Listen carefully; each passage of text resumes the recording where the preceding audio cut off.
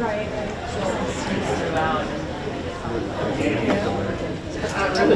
Be here by yourself. There are seats up here. Seats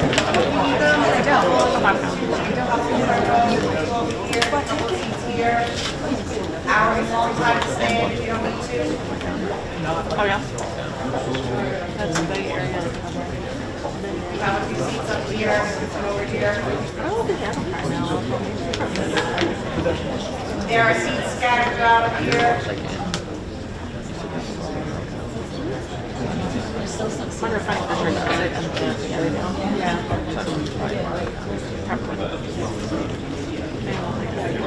Still some seats up.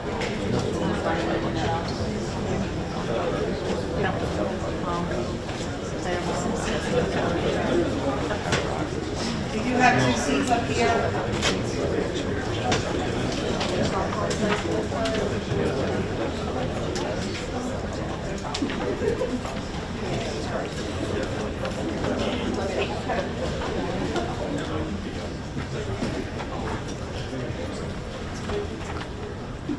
All right, so we're going to get ready to begin. Good morning. Welcome. On behalf of TCJS, I want to welcome you. My name is Jill Winter. I'm the Downstate Field Advisor for the GIF grant. So thank you for being here. A few housekeeping, and then we'll begin. They want me to remind you to continually use your app, and that there is on your app the ability to evaluate each presentation. So after each presentation, if you would take time to do that evaluation. Should for any reason during the course of the presentation you need to leave, I ask that you please just make sure you hold that door until it's fully closed at the end, instead of just walking through and letting it slam, because it can be really distracting. And with that, I will turn this over to Charlie and Amanda, and again, thank you for being here. Hey everyone, I'm Charley. Thank you all for coming. Thank you TCJS for having us. It's always humble when anybody wants to hear what I have to say, so I really appreciate you guys being here. It is one of the most reassuring things as a presenter whenever you're on a slide and someone pulls out their phone and takes a picture of your slide, but we do want to make this easy for you. So this entire presentation you can download right now. If you hit that QR code in the top right corner, it'll take you right to our Canva presentation. You can download it as a PowerPoint. We will also show that QR code again at the end. So if you're unsure about whether or not you want to download this yet and want to see how good it is, we'll get around to it. This presentation is called Crime Analysis of the First 30 Years, and really there's sort of two pieces to this presentation. The first is a brief history of the crime analysis field and how it's evolved, not just in the policing world, but in the local government world and in the private sector as well. But really what we want to spend a majority of our time on today is talking about the current state of the field as it exists. And the data for this presentation comes from two different things. The first are Amanda and I's personal experience, and we've both worked as crime analysts for a while now, but really a lot of this comes from just the past 4 years working in the Crime Analyst in Residence program. That's a BJA-funded program that sent us around the country, working with different police departments of different sizes to help them either implement analytics for the first time or improve their existing analytic practices. And while we were doing that, what we found is that whereas we talk about law enforcement being like really varied, police departments do a lot of different things. You've got university departments, you've got highway patrols, you've got big cities, you've got small cities. Really what we found was that they all kind of struggle with the same things in terms of doing analytics. Getting data out of databases, making products in a way that is timely, getting information that officers can actually act on, doing an effective CompStat, whatever that looks like for your agency. And as much as we talked about how the field has come so far and technology has advanced, really what we found was that analysts themselves are still struggling with a lot of the same things that analysts were struggling with 15, 20 years ago. And so those were the problems that we spent the last 3 or 4 years helping agencies overcome.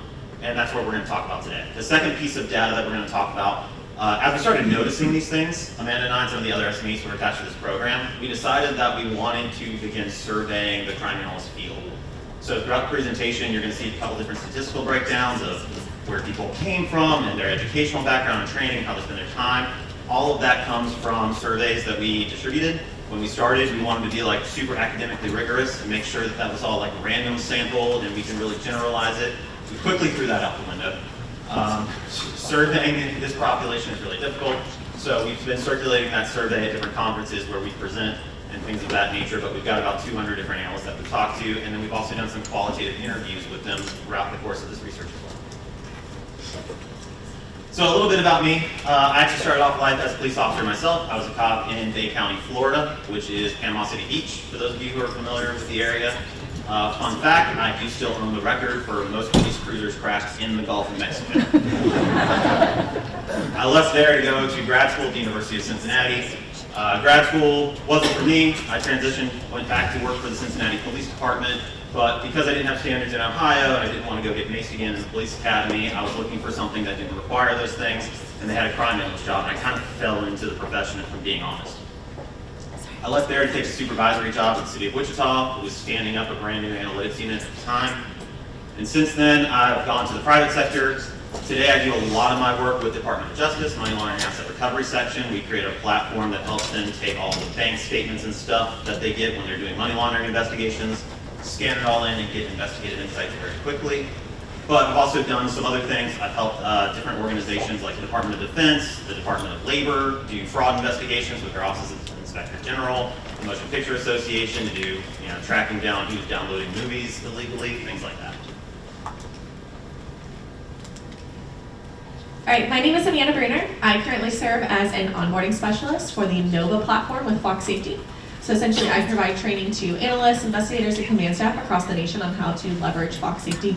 The NOVA platform specifically aggregates data from different sources. We'll kind of talk a little bit about it at the end. But prior to joining Flock, I served as a crime analysis advisor for the CNA Corporation. CNA is a nonprofit who holds the Crime Analyst in Residence Program grant that Charley mentioned. And prior to that, I was a crime analyst for a couple different police departments, as well as an intel specialist for Bank of America. Kind of outside of that, I am the previous president for the Crime Analysis Association for the Carolinas, as well as I teach crime analysis for Radford University, as well as UNC Charlotte. All right, so brief history of policing. Does anyone know the name of this painting? Comes up in like history of policing classes at some point. No? No? This is called hue and cry. This is what law enforcement looked like in medieval England. The rule was that if someone came into your village and stole your goat, like this guy over here, who's got like a shit-eating grin on his face as he rubbed the whip with his goat, that anybody could raise hue and cry. And what that meant was that all of the townspeople were supposed to drop whatever they were doing, pick up their government-mandated weapons that they held onto, and chase this dude out of town. That was our idea of law enforcement. And I always like try to picture like what that might look like today in like middle of downtown New York if we still had hue and cry on the books. What a disaster that would be. This did sort of evolve. Our first actual police department was formed in London, as many of you know. Before that, we had this overlapping hodgepodge of night watches, day watches, we had military units, we had port security, we had private detectives. And so London made the first what we call modern police department. And so the guy that wrote the, call it legislation, that actually formed this department, Sir Robert Peel, there's actually a little bit of debate now in the literature. So if you picked up a history of policing textbook until like 2020, they would always say there were 12 Peelian principles that reformed policing. And now some people have come out and said, well, actually, that's not what he did. So like, if there's any academic in the room who like want to put their hands up right now, just I'm acknowledging you. But what is absolutely sure is that whenever they were figuring out how the police department should work, Robert Peel had some ideas. Some ones that are particularly interesting as it comes to crime analysis. He said police effectiveness should be measured by lack of crime instead of the number of arrests. This is still a major issue that we have when we're implementing analytics. What exactly is it that we want to measure to talk about what is successful and what is not? It's really easy for police departments to do what they're doing down here in the bottom right. Whenever we go and we do these special operations and we get lots of guns off the street and we seize lots of drugs and there's like, they always do like the press conference where they got the table with all the stuff splayed out.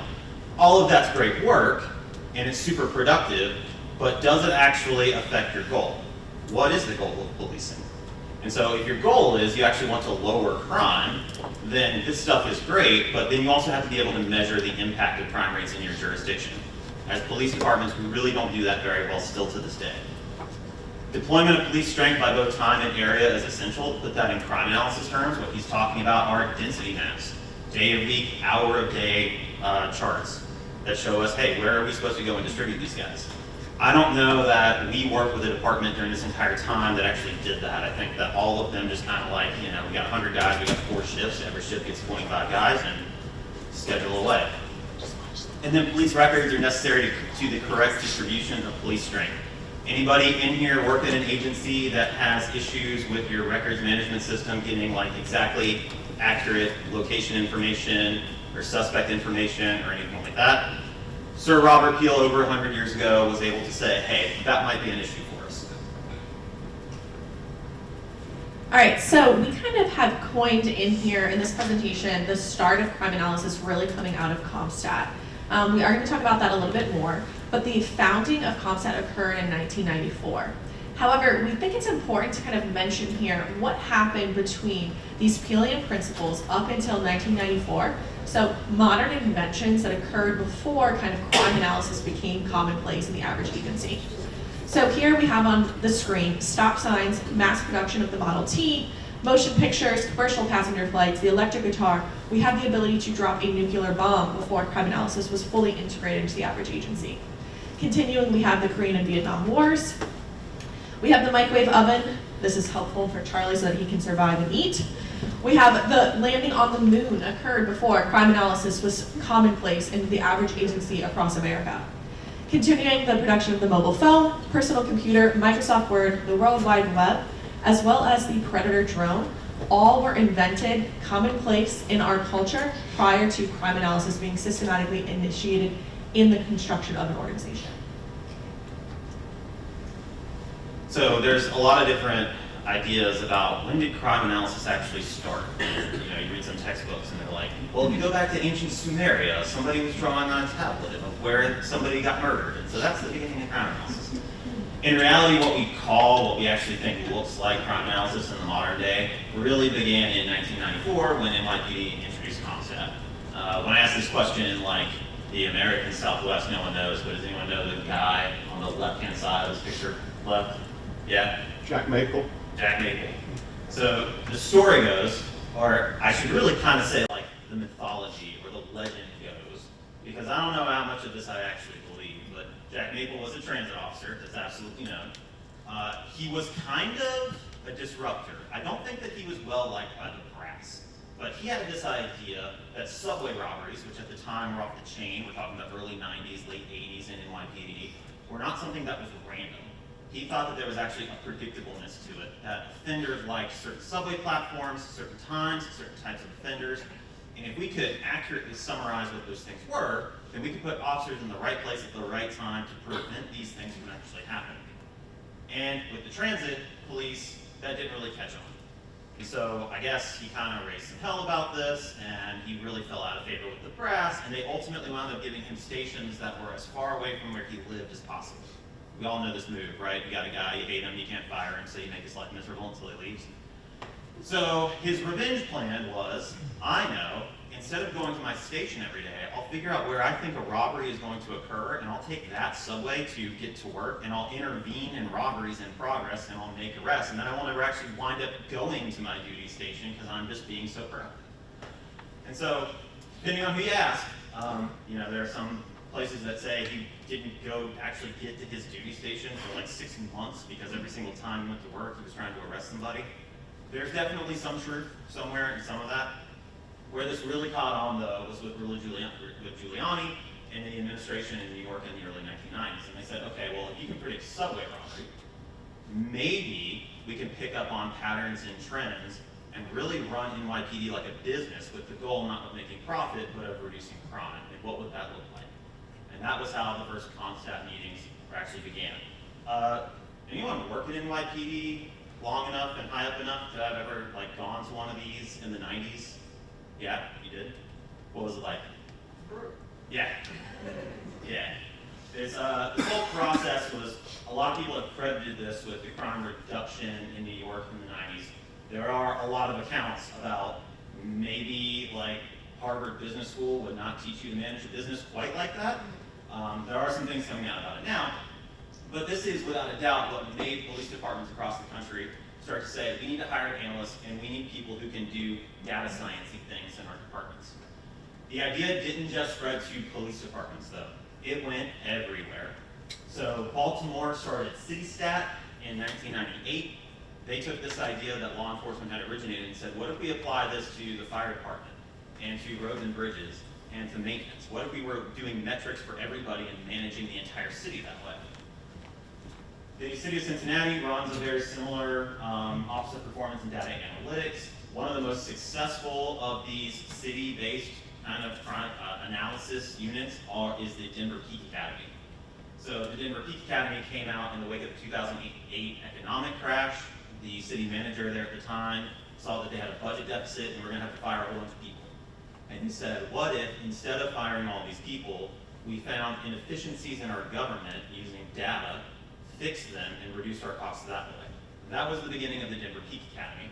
And if you go to their website now, you can look at all of these different amazing outcomes that they've had. Some of these stories are really pretty cool. They talk about how you have to get permits to do different things in the city, and the average wait time for somebody to get a permit was like 9.5 hours, which is amazing because the office was only open 8 hours a day. And so they went in there and they were just like, why is it so long to get a permit? So what they found was, all right, well, we have 4 different like cashiers, if you will, that you have to like go up to. You have to take a ticket, you have to wait in line. Then you have to tell them what kind of permit you want. They have to print off the paperwork. There's one printer. It's on the top story of the building, so they have to print it, they have to go up there, they have to get it, they have to come. And so they started saying, let's just make this more efficient. So they started printing out applications ahead of time and put them on racks, and they put big signage up so that everybody knew what the steps were that they had to go through without talking to somebody, and they gave all the cashiers a printer so they didn't have to go up to the top floor. Things like that. And so you can see all these different success stories on their website about how they saved the city millions and millions of dollars with each of these data-driven projects. The private sector also caught on to this idea of crime analysis. And there are a couple major events historically that really drove this. The first one was 9/11. So we had at that point a long-standing bill on the books called the Bank Secrecy Act that required that banks in particular take certain steps to make sure that their clients were using their banking apparatus appropriately. And for a majority of its existence, this was never really enforced. It really picked up in the 80s, though, with the drug trade. Whenever we had all these people who were sending drugs to the US, they were selling it, making lots of money, and they were using the banking system to send that money back to South America. And so Congress iterated the Bank Secrecy Act to say, hey, banks, you have to hire analysts who can look at every transaction that comes through your bank, score it in terms of its risk of money laundering, and then find the ultimate beneficiary of this stuff. In other words, you have to look at patterns and trends, see where these things are concentrating, do workups on these individuals, file reports with us, just like police reports. It's very analogous to law enforcement. This is now a multi-billion-dollar industry, AML inside the banking industry. And it's unlike crime analysis in the public sector, it's enforced with really big fines. If you as a police department have an analyst quit, you don't hire an analyst for a while because you got to go through a process and then they don't get adequate training and they don't get adequate technology, that's fine. But if banks do that, they will get hit with billion-dollar fines. 2001 comes along, we extend the Bank Secrecy Act to terror financing, and so now banks are responsible for investigating terrorist groups and figuring out where they're getting their money from. And now we actually extend that even to human trafficking as well, so they have to proactively monitor very big volumes of data, find patterns and trends. If you're interested in that, there's a really great Netflix documentary series called Dirty Money. There's an episode called Wagon, or Cartel Bank, that talks about the AML industry, and one analyst was kind of a whistleblower there. The private sector that was not banking also took off in this time. So the dot-com boom of the 90s ultimately led us to all of these service-based apps. Things like Uber, Care, dating apps like Tinder. All of these platforms put two people together. If you're on Care.com, you might be hiring a babysitter. If you're on Tinder, you're trying to find a date. If you're on Uber, you're trying to find somebody to drive you in a car. Well, if Care.com sends somebody to look at your kid, and it turns out that they're a pedophile, they're liable. If Uber sends you a driver, and they have a history of DUI, they're liable. If, God forbid, you go on a date, and something bad happens to you, that platform might be liable. So now all of these different organizations have started hiring crime analysts to look at the patterns of usage of their platform to figure out who might be abusing it, to look into the users to figure out who might be a bad actor, to eliminate their liability and reduce crime.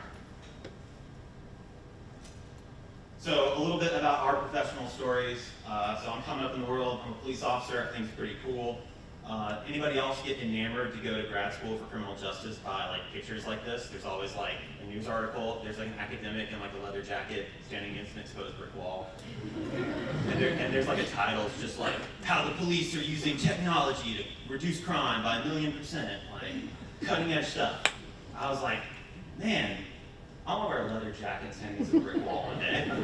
Reduce crime. So I went to grad school, heard all these great stories about what the crime analysis world does. You guys have probably heard some of these stories, like Newport News in the 80s and how they reduced car theft and all of these great anecdotes.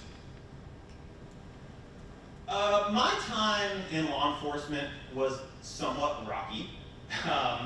So in a longer version of this, we have a slide that shows like my command tree all the way up to city council. And there's like 18 people in it, and like 12 of them got arrested in my 2 years there. Like 8 of them filed lawsuits against other people also in my command tree. It was just politically, it was very difficult to go in there. Like when we were having ComStat meetings, and like you got 6 captains, and 3 of them are suing the other 3. The deputy chief is holding a press conference to talk crap about the chief, and the city council just got arrested by the FBI to go in there and just be like, well, larceny's up 8%.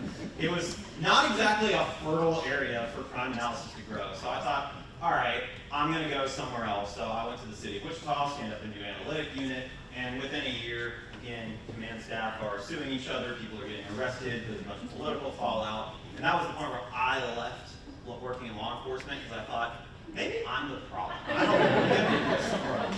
That's about the point I met Amanda. So I started out at the Michigan State University Police Department as a part-time analyst. There was a plan for this comprehensive intelligence regional support model. However, the deputy chief who had hired us into this and kind of was the visionary for all of this, she ultimately ended up getting a DUI. The department kind of fell apart. This was post-Nassar investigation and so forth. So that vision essentially kind of died at that point. I transitioned then over to the Matthews Police Department. We had a new chief who brought in the stratified policing model, which was essentially an accountability model for law enforcement that was trying to include response to analytical products. So it was a way in which some portions of it were modeled after ComStat, but it wasn't seen as brutal, some of those accountability meetings, but the idea still was to integrate analysis into the agency. However, accountability is not everyone's favorite word. So ultimately, over the course of the next several years, there was a variety of different complaints and so forth about that process. And ultimately, again, kind of how Charlie's talking about, when I'm going into a stratified policing meeting and presenting crime stats, you have opposing sides of command in that room who are saying, well, I have an open IA against this person, and this person's punishing me because I didn't reduce crime, etc. So crime analysis, again, didn't really take off considerably from there. And that's kind of when essentially I met Charley and we started kind of reminiscing about some of these similar stories, and it kind of made us wonder, is this the broader field? How is analysis being integrated into agencies? What's working? What's not working? Where does crime analysis stand today? And what are the problems that analysts are facing? So Amanda mentioned accountability is not everyone's favorite word. So whenever I got to Wichita, I ran into a much similar thing. We wanted to do a data-driven policing approach, which involved, guys being responsible for certain areas of town and the crime patterns therein. And so we started publishing stats, and that program looked kind of like, all right, well, this captain is responsible for these stats, and this officer is responsible for those stats. And oh man, the pushback I got. First time I sent out stats, I got union complaints, and I got angry phone calls, and all sorts of stuff. And so I ran into that same problem. And so I leave law enforcement thinking, maybe this is me. I meet Amanda, and I thought, all right, well, maybe it's just the 2 of us. But that was the point where I started reading about the Denver Peak Academy. And the founder of the Denver Peak Academy actually wrote a book about implementing the Denver Peak Academy, which again is just data-driven governance applied to everyone in the city, not just police. And whereas they talk about all of these great success stories on their website, the first chapter of his book is the most depressing thing I've ever read in my life. This isn't a direct quote. I never do this, but I'm going to read it off the slide. A lot of employees didn't trust us and didn't want our help. It's important for you to understand how unwanted the PEAK program really was. We were met with hostility at every turn. Most of my original team members left in the first year. Some managers see us as a threat. If we're doing our job right, we're going to bring change that you may think is unnecessary, change that you may believe is a euphemism for discarding a process you value. For them, change is deeply personal, so they lash out. There's a very important element that helped us get through the tough times: political leadership. It helped that the city manager wanted us to succeed. Over the years, management has received countless complaints and phone calls about me and my team. Those phone calls have come from HR, the city attorney, the ethics officer, or another high-ranking official. And I read that and I was like, all right, well, it can't just be the three of us, right?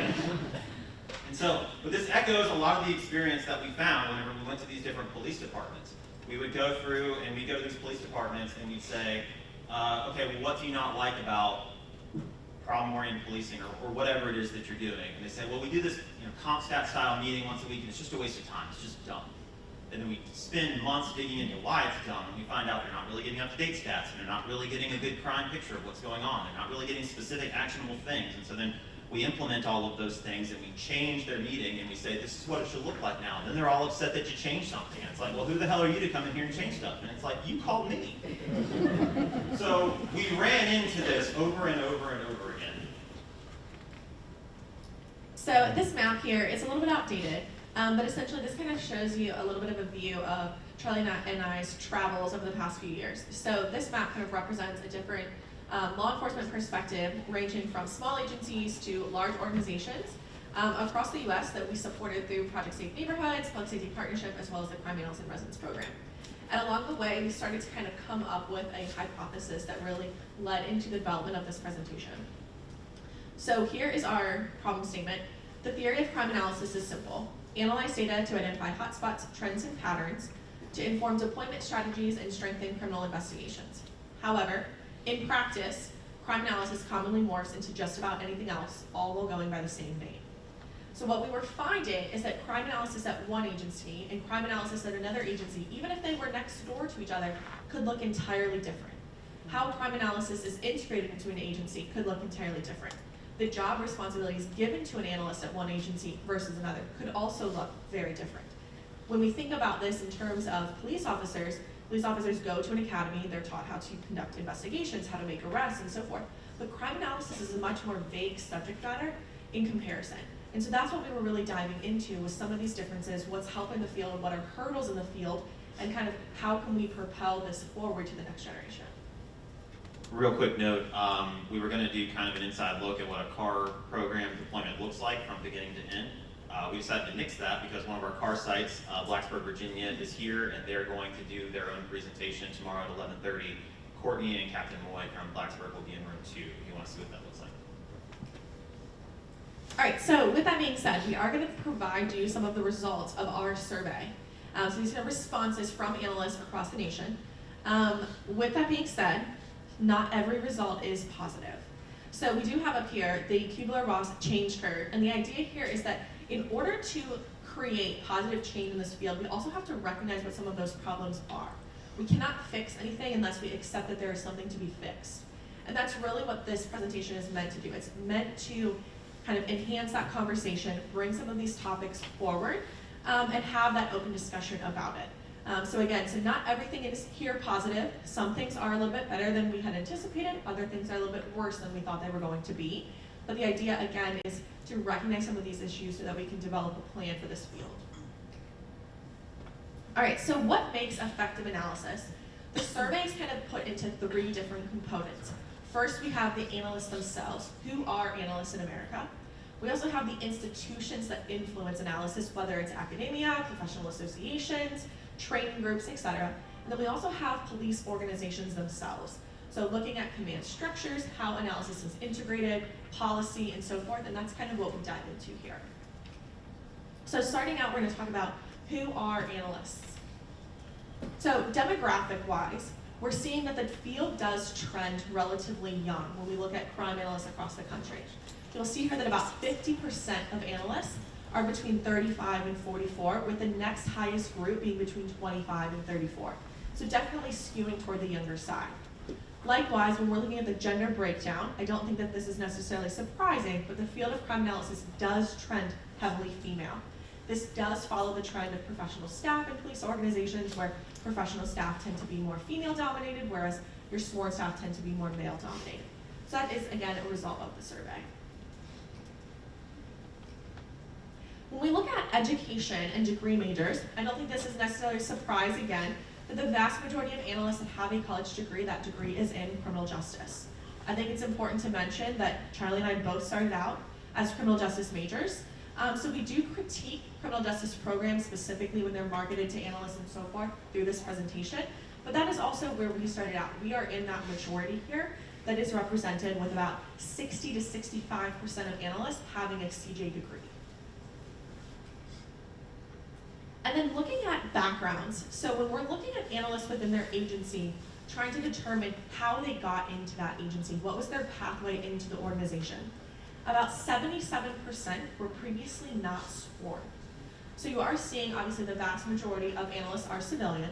And then looking at the previous positions, just about 40% of crime analysts, this is their first job within a police organization.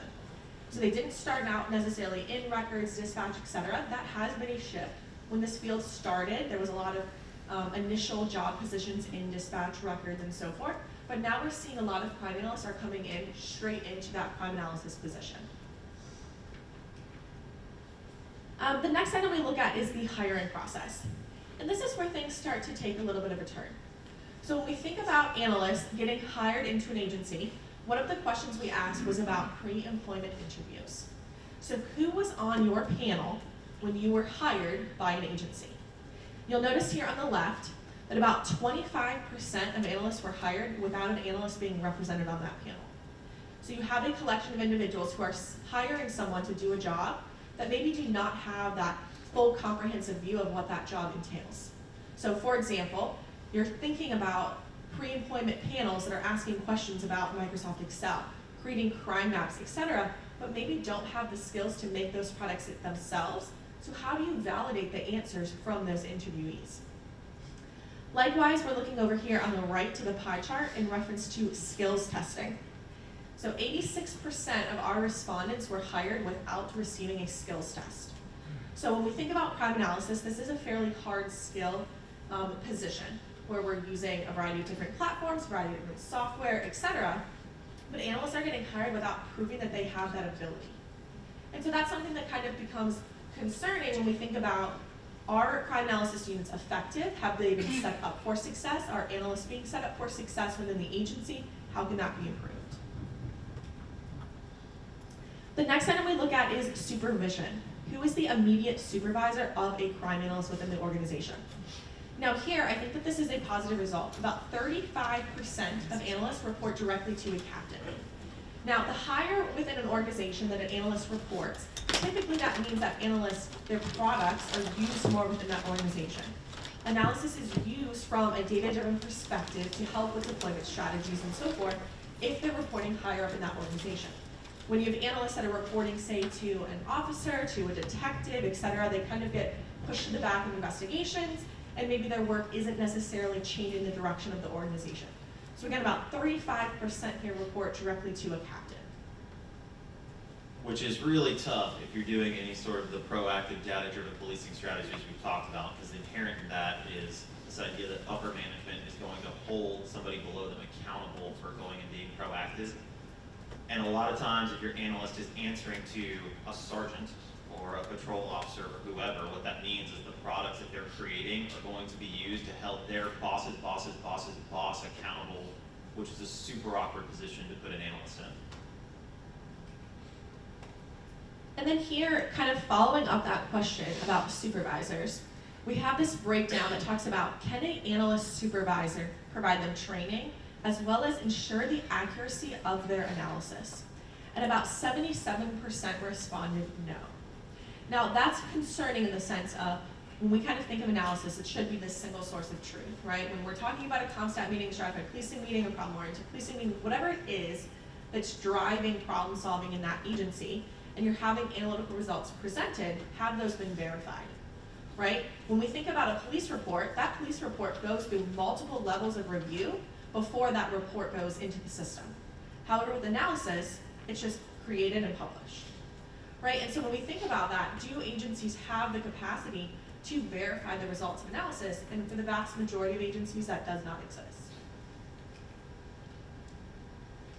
And that was one of, as we went to these different car sites, one of the biggest reasons why we found that crime analysis has a negative mention among police officers it's because they've done crime analysis before, they've had an analyst before, they have a product before, and they put something out there, and then they question the accuracy of it, and the analyst kind of crumbles under that scrutiny.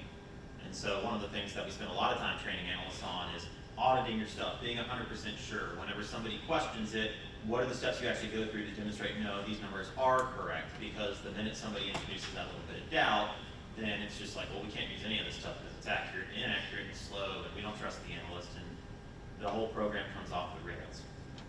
One of the reasons why we believe that that was so common was specifically the hiring practices, and in a more bigger sense, this idea that crime analysis is really not its own profession. We saw that 60% of crime analysts got hired in having done another role in the department, being an officer, being a dispatcher, whatever.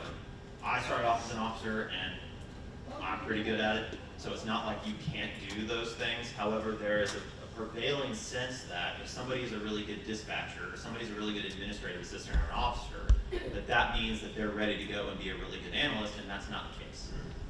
Analysts have a very specific skill set. It is somewhat technical. It is somewhat difficult to learn on the fly, although a lot of analysts do it and can develop that way. One of those skill sets that we spend a lot of time talking about is the ability to simply connect to the back end of a database, think records management for CAD, pull data out, and do something with it. Not limited by what the front end of your RMS allows you to do or what some third-party vendor allows you to do, but can you as the analyst go and take a request from somebody in command and actually go deliver on that and do it in a way that is actually timely. This is Chris Bruce. He was one of the first presidents of the International Association of Crime Analysts. I was talking to him recently, and he said, whatever background analysts have, the most important thing, as long as they understand relational data and SQL and querying, I have a much bigger problem with the fact that those skills seem to be dying in our field. I don't know what the next generation of crime analysts is going to do if they don't develop those skills. What will they be there for? If your whole job is based around administrative reporting and making some charts in Excel, it isn't going to last very long. Our field isn't going to last very long. And this is whenever analysts reach out to us for help, ultimately what we found. They're saying, I got hired in, they said that we have Motorola or whatever, and it makes these pre-canned reports, and they want me to be able to do more than that, and I don't know how, I don't know where to begin.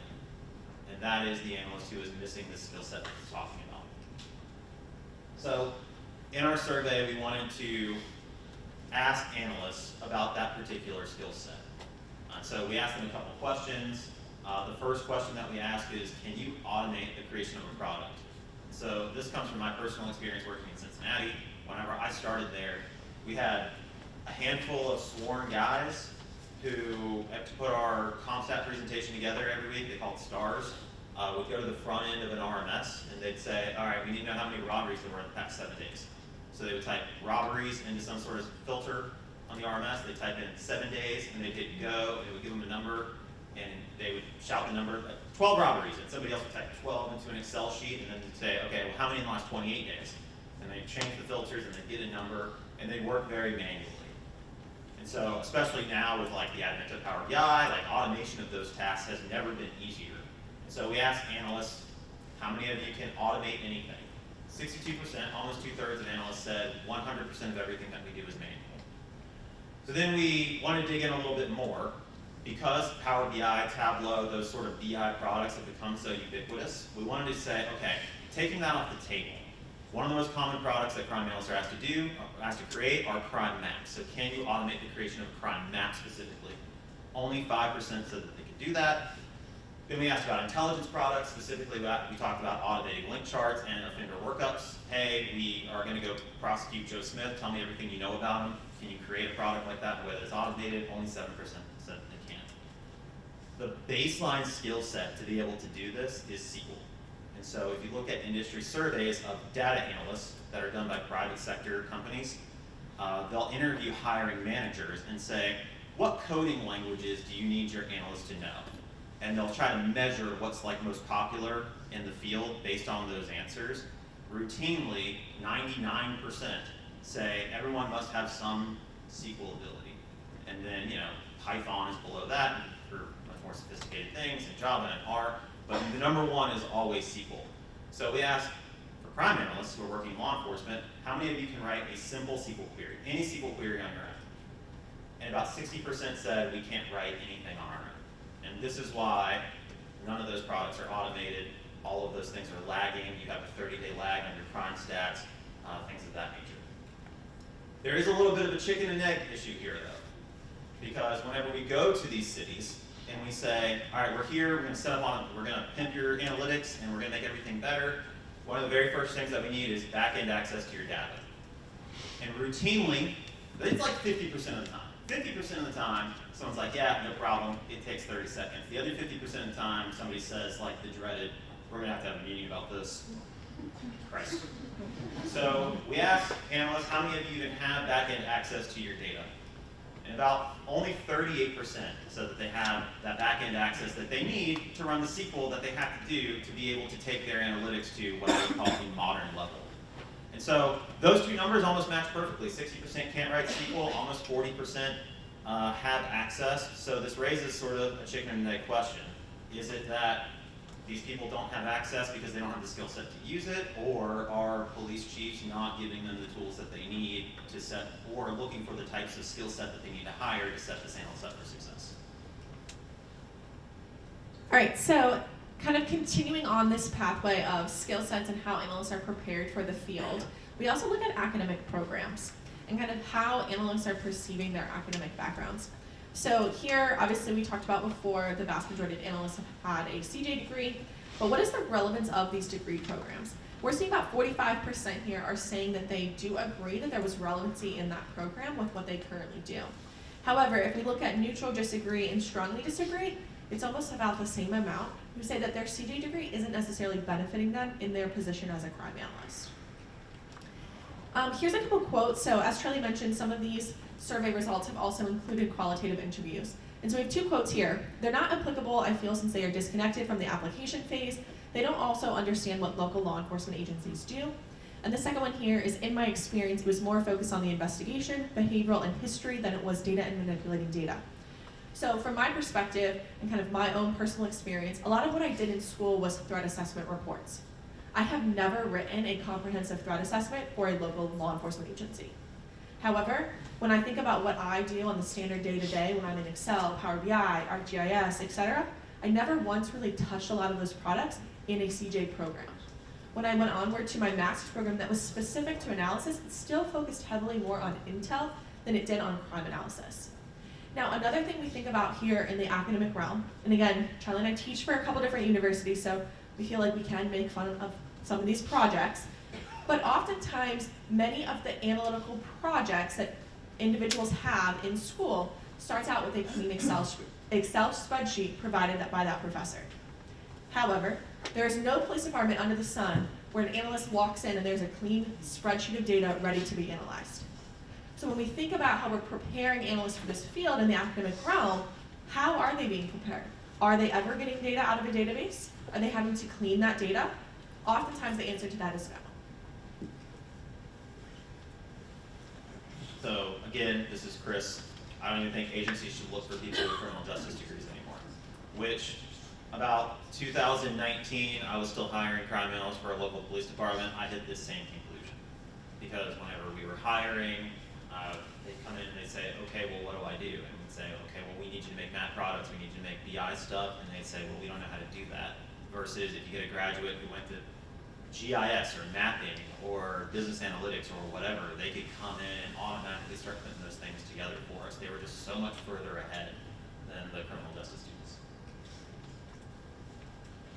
So we also started looking at professional associations, and this almost outrages me enough to actually call out the name of the association. I won't. But we did have one car site where the analyst was brand new, and so they wanted to set them up for success, so they plugged them in with all these professional associations.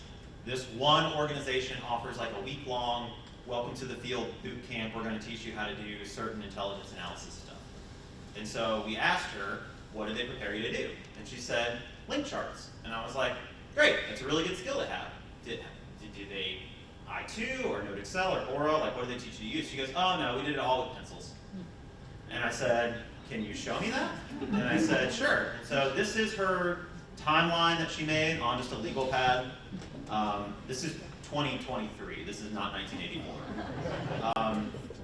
And so I was like, do you have the rest of the materials that they gave you for this training? And she said, yeah. And so I started going through it, and there was just this really interesting part where in the same association, in their manual, said, while most colleges and universities today require computer literacy for graduation, like how to open Windows and send email, applicants are still arriving at law enforcement agencies without understanding the concept of relational databases, what Chris Bruce said, geocoding, and other important computer activities. Computer literacy should be a must for all analysts. They give you that handbook, and then they say, draw a link chart on a legal pad.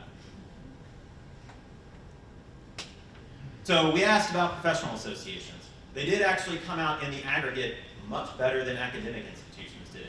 You can see almost 90% of analysts said that they either agree or strongly agree that professional associations put out relevant training materials. They obviously scored much higher than academic institutions do. All right, so this takes us to the next piece where we're going to talk about kind of what else is impacting analysis. And so we're going to be focusing on the organizations as well as organizational policy.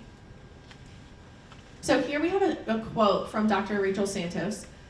She kind of wrote a book called Crime Analysis and Crime Mapping. It's considered kind of the primary text for analysts when they're entering the field. And this quote says, "Analysts should not be doing whatever they want to be doing.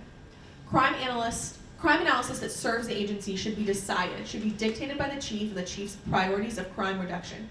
There should be a strategic plan for crime analysis." Now, oftentimes Charlie and I talk about when analysts go into an agency for the first time and they say, well, what do you want me to do? And oftentimes command says, well, whatever you think would be good. And in theory, that seems great, but in practice, that has to be driven from the top of an organization, right? You have to have this kind of top-led approach for integrating analysis into the agency. And so we were curious to see what some of these respondents in the survey were saying about what their agency's policy was for crime reduction, problem solving, etc. So here we talk about analytical strategy. We basically put a bunch of buzzwords in this survey question to see how would you describe your agency's problem solving strategy or analytical strategy. And you'll see here, intelligence-led, problem-oriented, community-oriented, etc. are pretty high on the list. But then we also have about 15% that say unknown and another 5% that say none.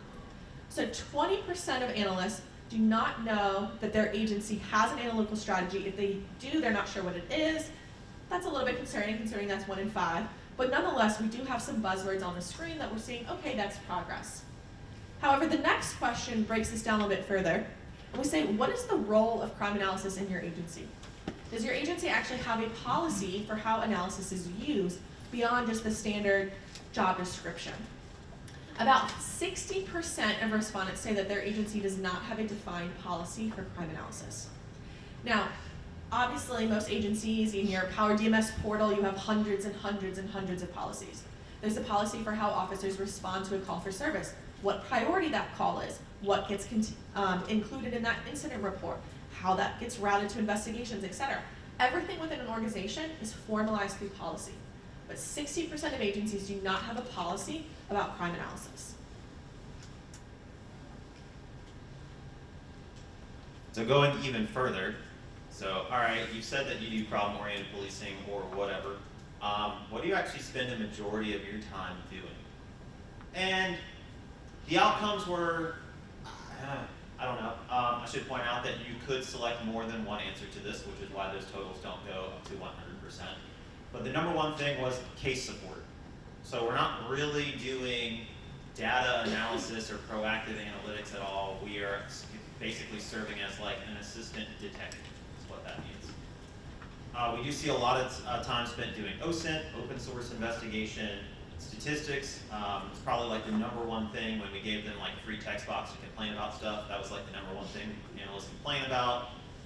Suspect workups, link analysis. A lot of this stuff, I would argue, is really outside of the realm of what a crime analyst should be doing day to day.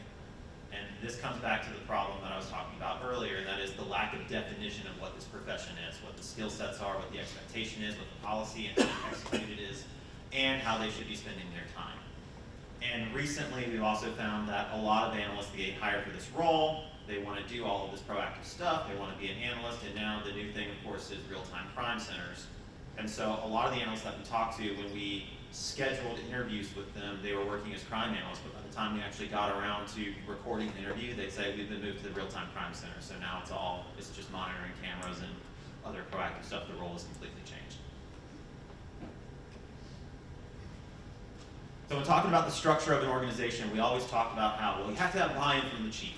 And one of the things that I currently got hit in the face with was actually, no, you don't just need buy-in from the chief, especially with smaller organizations where like one captain can have like a disproportionate amount of authority.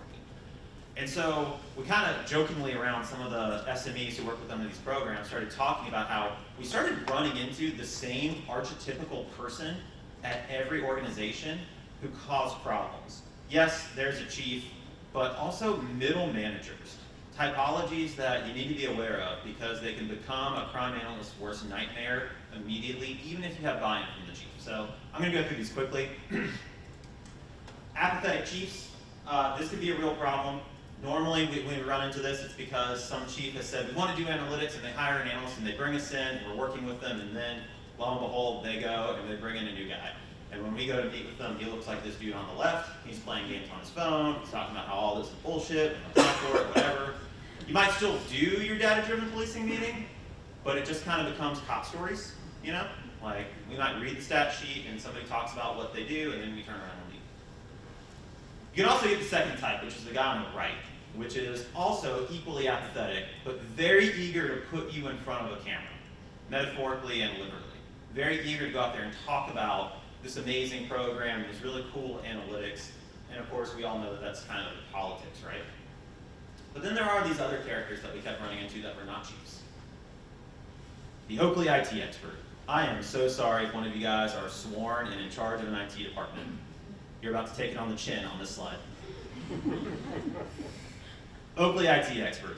I think that one of the biggest symptoms of perhaps the fact that crime analysis is not well defined as its own career is a symptom of a much bigger issue. That is, a lot of different careers inside law enforcement are not defined as their own career. And one of the symptoms of that is we very often have a sworn guy who is probably a very good cop. Went through the police academy, made a lot of great cases. That's embarrassing. Made a lot of great cases, did really good work, and then they said, we're promoting you to lieutenant, but the only lieutenant spot we have is you're managing the IT department. And now you've got 8 IT nerds talking about servers and cat cables, and it's like, well, okay. So then we come in as analysts, and we're like, hey, we're just gonna like hook up to the back end of your data real quick, pull that shit out and do whatever we want with it. Is that cool? And automatically you're like, oh, and so very oftentimes we'll get this guy who, you know, still wears his badge and his gun, and he's doing all the cop stuff, but he's in charge of IT, and he comes in, and he has a lot of fear.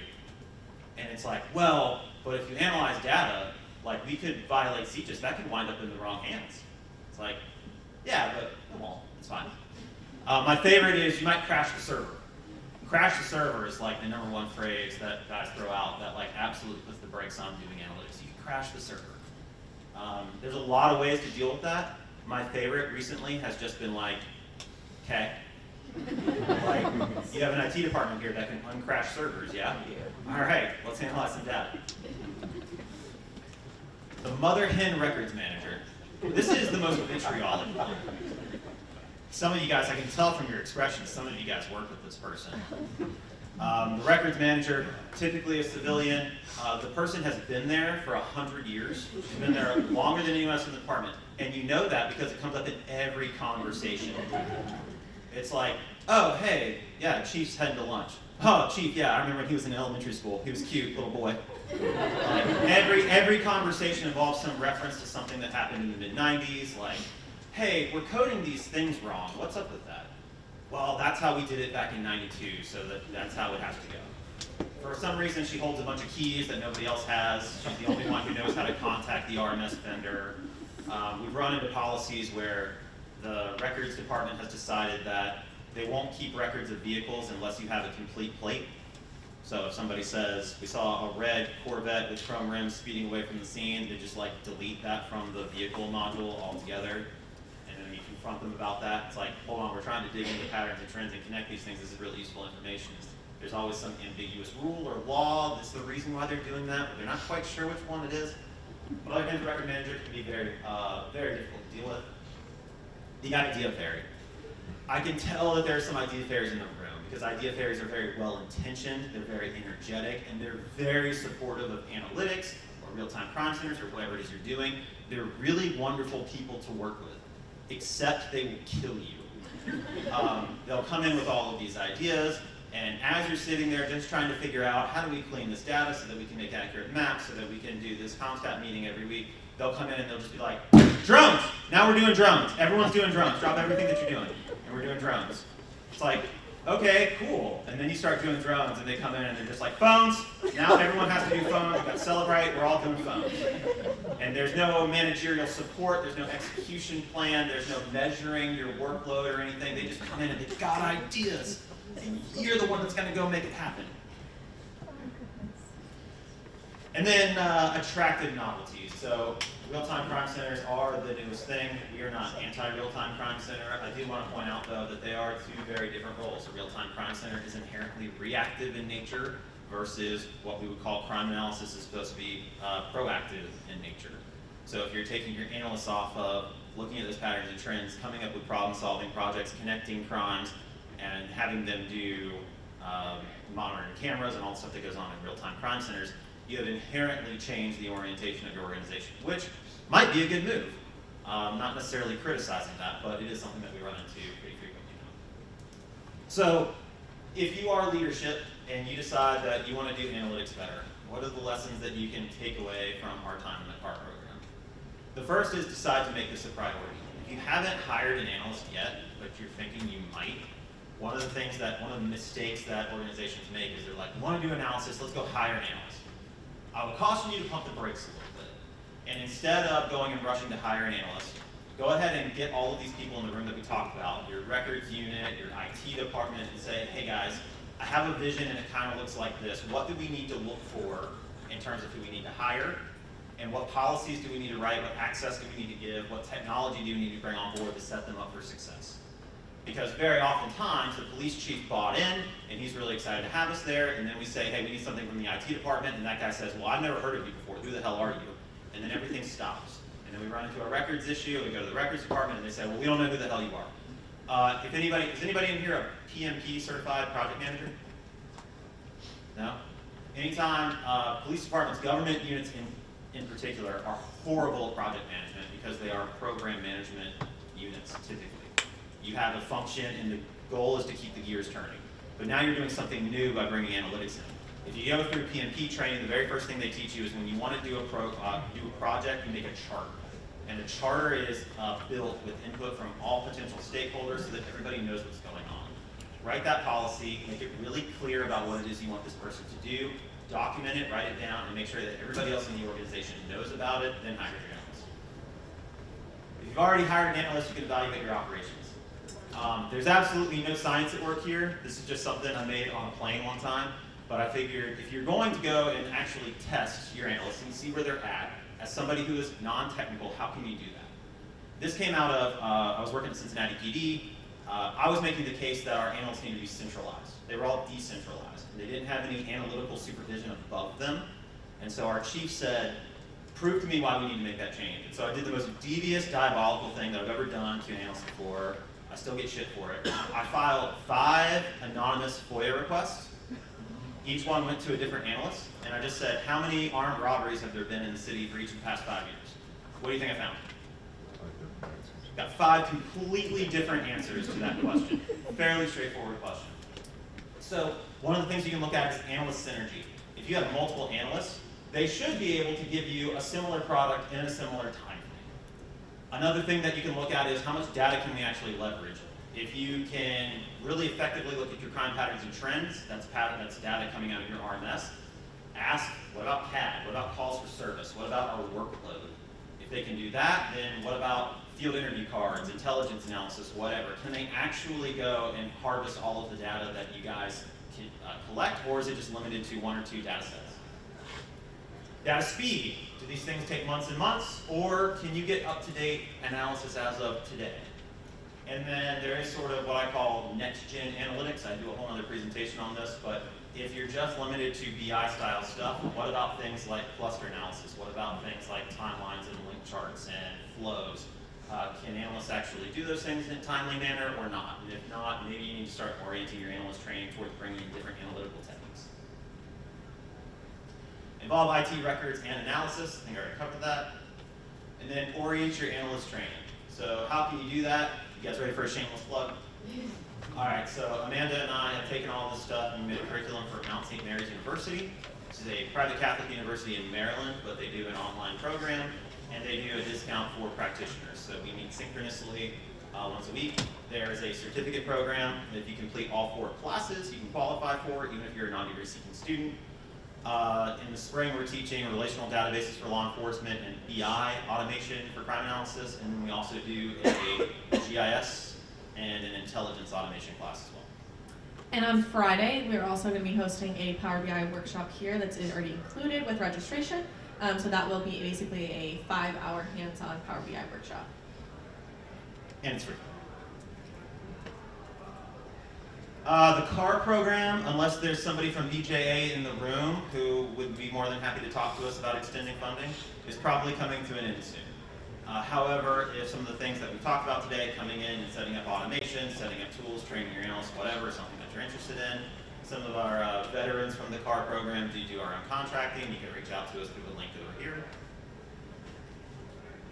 And then, as I mentioned in the beginning, I do work for Flock Safety. And so when we talk about where is crime analysis headed, I think it is kind of a good point to kind of mention the NOVA product. So essentially, one of the primary issues we see with agencies is data silos. Whether that's RMS, CAD, vehicle management, body-worn camera, etc., all of those are separate databases. Flock Nova essentially integrates all of those into one platform with a Google-like search. So from a one search bar, you're able to search for all of those offender workups. You can see case reports, whether it's your agency, another agency, etc. It integrates all of those data sources into one platform. And then what that looks like is essentially patrol officers have the ability to see location history as well as person history en route to a call. Analysts can build workups in minutes, build dashboards out within the platform. Investigators can find the hidden pivot point, create their own link charts within the platform, connect cases together with leveraging LPR data. And then for command, we do have a variety of different dashboards to help visualize and prioritize deployment strategies. And with that, up here on the screen, you will see our email addresses as well as these QR codes to our LinkedIn accounts. I know we're right about at time, but Charlie and I will stick around if there's any questions, if anyone wants to chat about any of the things that we've talked about in this presentation. We're happy to have that conversation. Otherwise, please feel free to connect with us. And then after this, we'll put this initial slide back up where you can always get back to the Canvas slides. And we're right at time yet. So we don't have time for questions, but thank you all for coming, and if you'd like to chat with us, you're more than welcome to reach out online, or Amanda and I will hang out for a minute or two.